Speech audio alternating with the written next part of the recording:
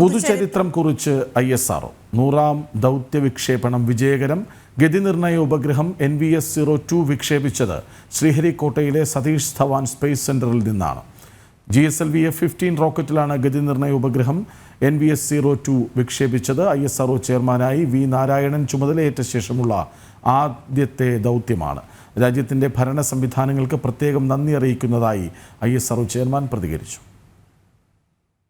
I am extremely happy to announce from the spaceport of ISRO that the first launch of this year 2025 has been successfully accomplished with GSLV F-15 launch vehicle precisely injecting the navigation satellite NVS-02 in the required intended orbit.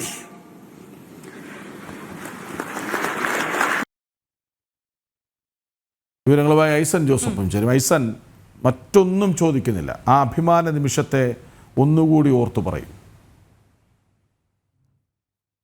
അഭിമാന നിമിഷത്തെ ഓർക്കുക എന്നതിനപ്പുറം ഇന്ന് ചെയർമാന്റെ വാക്കുകളാണ് ഏറ്റവും പ്രാധാന്യമുള്ളത്. ഇന്നിപ്പോൾ നമ്മൾ കേട്ട ISRO ചെയർമാനായി ഈ അടുത്ത ദിവസങ്ങളിൽ ചുമതല ഏറ്റെടുത്ത V. നാരായണന്റെ വാക്കുകൾ തന്നെയാണ്.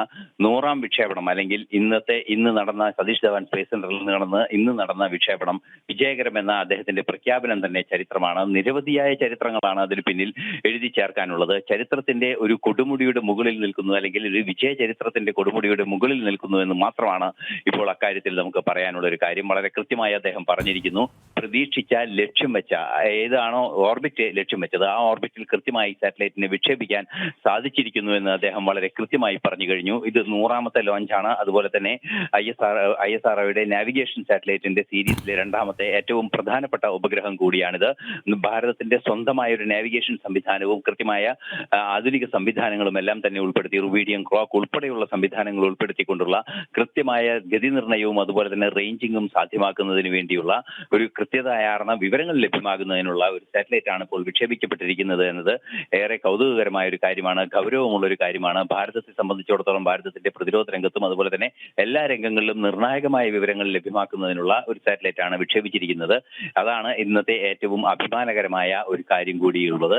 മറ്റൊരു പ്രധാന വിഷയം നമുക്ക് പറയാനുള്ളത്, ഇന്നലെ നമ്മൾ പ്രതീക്ഷിച്ചതുപോലെ കൃത്യം 6:23 GSLV F-15 ലോഞ്ച് വെഹിക്കിളിൽ വളരെ കൃത്യമായി തന്നെ 6:23 ലോഞ്ച് നടന്ന് കൃത്യമായി 17ാമത്തെ മിനിറ്റിൽ റോക്കറ്റ് ഈ സാറ്റലൈറ്റിനെ കൃത്യമായ ഭ്രമണപഥത്തിൽ കൃത്യമായി വിക്ഷേപിക്കുകയും ചെയ്തു. ഇപ്പോൾ അതിന്റെ സാറ്റലൈറ്റ് ഡയറക്ടർ എല്ലാം തന്നെ പറഞ്ഞ വിവരങ്ങൾ അനുസരിച്ച് കുറെയൊക്കെ ഏറ്റവും കൃത്യതയാർന്ന ഒരു ഓർബിറ്റിലേക്ക് സാറ്റലൈറ്റിനെ എത്തിക്കാൻ സാധിച്ചിട്ടുണ്ട്. ഇനി സാങ്കേതികമായ ചില മാനുവറുകൾ മാത്രമാണുള്ളത്. അത്തരം മാനുവറുകൾ കൂടി പൂർത്തിയായാൽ സാറ്റലൈറ്റ് പ്രവർത്തനക്ഷമമാവുകയും ചെയ്യും. വീണ്ടും കാര്യക്ഷമമായ, നമുക്കറിയാവുന്നതാണ്, 1500ഓളം കിലോമീറ്റർ ഭാരതത്തിന്റെ ഏതാണ്ട് മധ്യഭാഗത്ത് നിന്നും 1500 കിലോമീറ്റർ റേഡിയസ് കണക്കാക്കാവുന്ന വലിയൊരു മേഖലയിൽ മുഴുവൻ GPS പോലുള്ള പൊസിഷനിങ് സംവിധാനം കൃത്യമായി ലഭ്യമാക്കുന്നതിനുള്ള സാറ്റലൈറ്റ് വിക്ഷേപിച്ചു കഴിഞ്ഞിരിക്കുന്നു. ഇനി അത് പ്രവർത്തനക്ഷമമാകാൻ പോകുന്നു. വൈകാതെ തന്നെ ഭാരതവും ഈ GPS എന്ന് പറയുന്ന സ്വയം നേടിയെടുത്തിരിക്കുന്നു അല്ലെങ്കിൽ സ്വന്തമാക്കിയിരിക്കുന്നു എന്ന് തന്നെ പറയാവുന്ന ഏറ്റവും സുപ്രധാനമായ ഒരു നേട്ടമാണ്. നമുക്കറിയാവുന്നതാണ്, 79 മുതൽ ഇപ്പോൾ നമ്മോടൊപ്പം ചേർന്ന അതിഥിയെല്ലാം തന്നെ അതിന്റെ തുടക്ക കാലഘട്ടം തൊട്ട് തന്നെ, അതല്ലെങ്കിൽ ഷാമോഹൻ സാറൊക്കെ അതിന്റെ തുടക്കകാലം തൊട്ട് തന്നെ ISROയോടൊപ്പമുള്ള ആളുകളാണ്. അഭിമാനത്തിന്റെ നിമിഷം അദ്ദേഹത്തിന്റെ വാക്കുകളിൽ നമുക്ക് കാണാൻ സാധിക്കും. അദ്ദേഹത്തിലേക്ക് നമുക്ക് പോകാം എന്ന് തോന്നുന്നു. ISRO അഡ്വാൻസ് ടെക്നോളജീസ് മുൻ programme director Shri Shyam Mohan N നമുക്കൊപ്പം ചേരുന്നുണ്ട്. ശ്രീ ശ്യാം മോഹൻ, 100ാം വിക്ഷേപണം എന്നതിനപ്പുറം ഈ ദൗത്യത്തിൻ്റെ ലക്ഷ്യം, അതാണ് കുറച്ചുകൂടി ജനങ്ങളിലേക്ക് എത്തേണ്ടത്. അതെ, നേരത്തെ പറഞ്ഞതുപോലെ നമ്മൾ 100 എന്നുള്ളൊരു ഗ്ലാമർ നമ്പർ എന്നുള്ളതിനുപരി നമ്മൾ NVS-02 എന്നുള്ള സാറ്റലൈറ്റിനെ കുറിച്ച് കൂടുതൽ മനസ്സിലാക്കേണ്ടതുണ്ട്. കാരണം നമ്മൾ നാവിഗേഷൻ എത്രത്തോളം ഇമ്പോർട്ടൻ്റ് ആണെന്ന് നമ്മൾ ഇനി ആധുനിക യുഗങ്ങളിൽ നമുക്ക് നമ്മുടെ പൊസിഷൻ, വെലോസിറ്റി, ടൈമിംഗ് ഇതെല്ലാം അറിഞ്ഞാലേ നമുക്ക് പല കാര്യങ്ങളിലും മുന്നോട്ട് പോകാൻ സാധിക്കുള്ളൂ. നമുക്ക് നേരത്തെ നമ്മൾ നാവിഗേഷൻ സാറ്റലൈറ്റ് സ്വന്തമായിട്ട് ഇല്ലാതിരുന്ന ഒരു സ്ഥിതിവിശേഷം ഉണ്ടായിരുന്നു ഭാരതത്തിന്. അന്ന് അമേരിക്കയുടെ GPS സംവിധാനം വച്ചിട്ടുള്ള നിയന്ത്രണങ്ങൾ മാത്രമേ ഉണ്ടായിരുന്നുള്ളൂ. ആ സമയത്ത് നമ്മൾ ഗഗൻ എന്നുള്ളൊരു സിസ്റ്റം ഡെവലപ്പ് ചെയ്തു.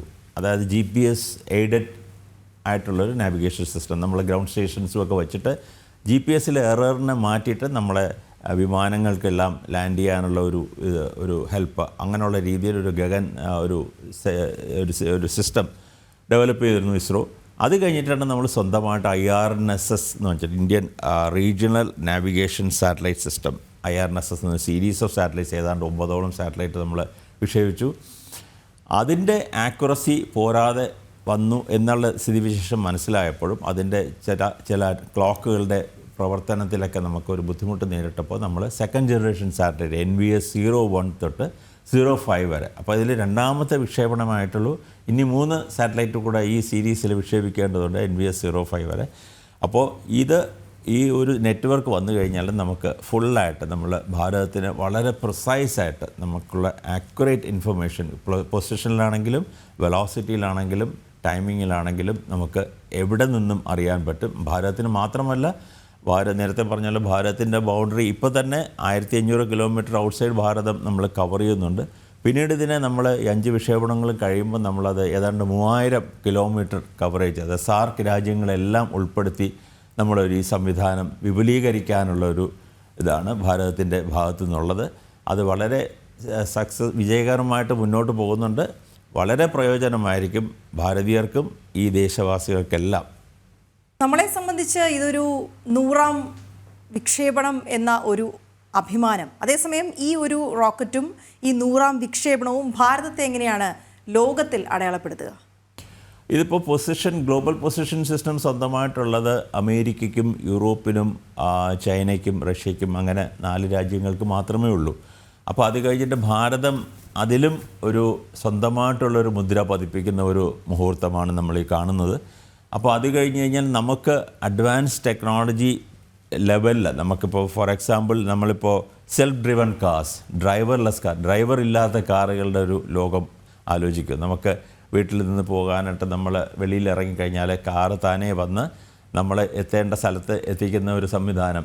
അപ്പോൾ നമ്മൾ ആക്സിഡൻ്റ് എന്നുള്ള പ്രശ്നങ്ങളോ ഒന്നും വരുന്നില്ല, വഴിയിലുള്ള ഗതാഗത കുരുക്കുകളും ഒന്നും വരുന്നില്ല. എല്ലാം നമ്മൾ നേരത്തെയുള്ള ഈ സാറ്റലൈറ്റ് ഡേറ്റ വഴി നമുക്ക് പ്ലാൻ ചെയ്ത് ചെയ്യാം. അങ്ങനെയുള്ളൊരു സംവിധാനം, സെൽഫ് ഡ്രിവൺ കാർസിൻ്റെ ഒരു സിസ്റ്റം നമുക്ക് കൊണ്ടുവരാൻ പറ്റും. പിന്നെ പ്ലാനിങ്, നമുക്ക് ഓരോ സിറ്റിയുടെയും വികസനത്തിനുള്ള പ്ലാനിങ്ങിന് നമുക്ക് ചെയ്യാൻ പറ്റും. പിന്നെ ഇപ്പോൾ drones technology, drone based delivery system ഒക്കെ നമുക്ക് ഭാവിയിൽ വരുന്ന കാര്യങ്ങളാണ്. അപ്പോൾ നമുക്ക് അറിയാം, നമുക്ക് ആമസോൺ, സ്വിഗ്ഗി അങ്ങനെയുള്ള പല ഇതിൽ നിന്ന് നമുക്ക് വീടുകളിൽ കൊണ്ടുവരുന്നത് ഡെലിവറി ബോയ്സാണ്. അപ്പോൾ ഈ ഡ്രോൺസ് തന്നെ നമുക്ക് ഡയറക്റ്റായിട്ട് കൊണ്ടുവന്ന് കൊടുക്കാനുള്ള, അപ്പോൾ ഞാനൊരു തമാശ രൂപത്തിൽ പറയാണ്, ഇപ്പോൾ വീട്ടിൽ നിന്ന് ജോലിക്ക് പോകുമ്പോൾ വീട്ടിൽ നിന്ന് ഉച്ചഭക്ഷണം വേണമെങ്കിൽ ഡ്രോണിൻ്റെ കയ്യിൽ കൊടുത്തയച്ചാൽ ഓഫീസിലെത്തിക്കുന്ന ഒരു സ്ഥിതിവിശേഷം നമുക്ക് അധികം താമസിക്കാതെ പ്രതീക്ഷിക്കാം. ഇതിനെല്ലാം നമുക്ക് വ്യക്തമായിട്ടുള്ള ഒരു ഗതി നിർണയ സംവിധാനം, നമ്മുടെ രാജ്യത്തിൻ്റേതായിട്ടുള്ള ഒരു സിസ്റ്റം വേണം.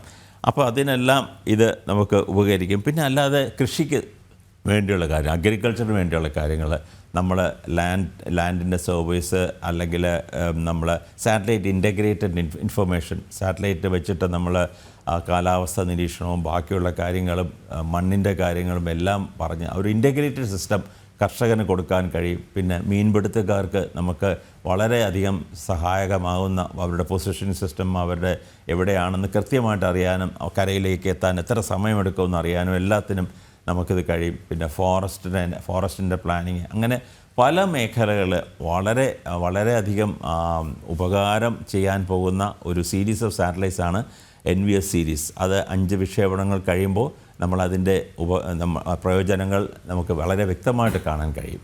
യെസ്, ഡോക്ടർ ശ്യാം മോഹൻ, ഈ ഉപഗ്രഹത്തിന് 2 ഘടകങ്ങൾ, ഒന്ന് നാവിഗേഷൻ, ഒന്ന് റേഞ്ചിങ്. ഇതിൻ്റെ രണ്ടിൻ്റെയും പ്രത്യേകത എന്താണ്?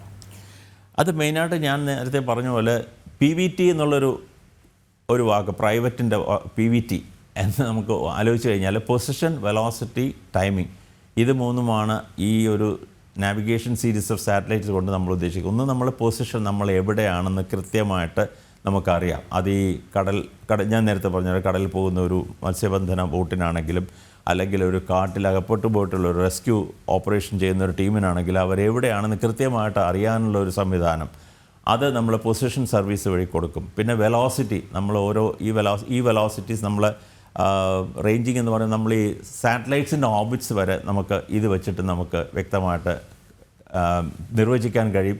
പിന്നെ ഈ സ്പേസിൽ അലഞ്ഞു തിരിഞ്ഞ് നടക്കുന്ന ഏതെങ്കിലും ഡെബ്രി അങ്ങനെയുള്ള ഒരു നമുക്ക് എന്തെങ്കിലും ത്രെട്ട് ഉണ്ടെങ്കിൽ അതിൻ്റെ സഞ്ചാരപഥം നമുക്ക് അല്ലെങ്കിൽ അതിൻ്റെ ഓർബിറ്റ് നമുക്ക് പ്രിസൈസായിട്ട് കാൽക്കുലേറ്റ് ചെയ്യാൻ കഴിയും.